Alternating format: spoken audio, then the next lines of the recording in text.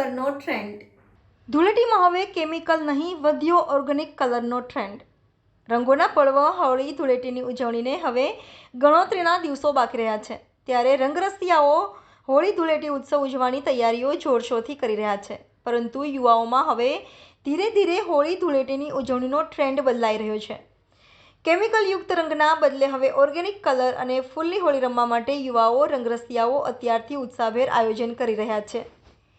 ત્યારે વડોદરા શહેર ચોખંડી ખાતે કલરનું વેચાણ થઈ રહ્યું છે। ઇકો ફ્રેન્ડલી અને ઓર્ગેનિક કલરનો ઉપયોગ કરે છે, જેના કારણે કેસુડાના ફૂલોની ડિમાન્ડમાં વધારો થયો છે। ખાસ કરીને ઓર્ગેનિક અથવા ગ્રીન હોળી ઉજવવામાં આવી રહી છે।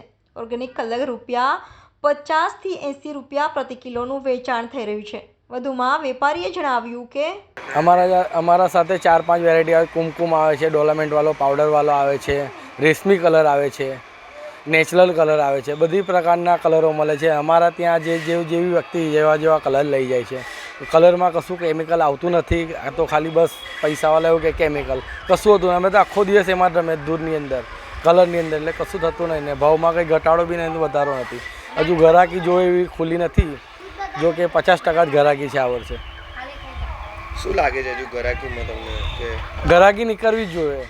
જો કે ગયા વર્ષે બી આવી પરિસ્થિતિ હતી ને છેલ્લા 3 દિવસ જબરજસ્ત ચાલી ગયું। ભગવાનની ના, ભાવમાં વધારો બી નહીં, ઘટાડો બી નથી। જે ભાવ અમારે ₹80, ₹90, ₹60 જેવો માલ એવો ભાવ હોય છે કલરમાં।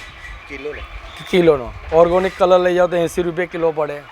સાદું એના પછી થોડુંક મિક્સિંગવાળું આવે એ ₹70 કલર પડે, પણ એમાં મિક્સિંગમાં બી કશું થતું નથી।